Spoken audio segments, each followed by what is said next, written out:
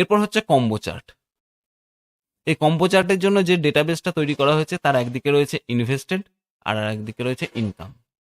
এটাকে কম্বো চার্টে আমরা যদি প্লট করি তাহলে ডেটাবেসটাকে সিলেক্ট করতে হবে আগে। এটা হচ্ছে কম্বো চার্ট, দেখে নাও। এটাকে প্লেস করে দিলাম। আরও আছে কম্বো চার্টে, দেখি আর কি কি আছে। এটা আছে, এটা আছে, বিভিন্ন টাইপের আছে আর কি। তো এটা যেহেতু বোঝার সুবিধা এটাতেই দেখছি। দেখো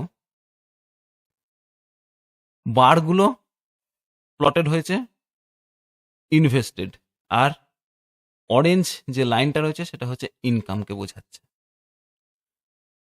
তাহলে যে জায়গাটাতে প্রফিট হয়েছে সেই জায়গাটাতে অরেঞ্জ যে লাইনটা রয়েছে সেটা উপরে থাকবে, যেখানে লস হয়েছে সেখানে অরেঞ্জ লাইনটা ডাউনে থাকবে। অর্থাৎ প্রথম দুটোতে দেখো, প্রথম দুটোতে প্রফিট হয়েছে তাই ইনভেস্টের ওপরে রয়েছে অরেঞ্জটা, এটারও তাই।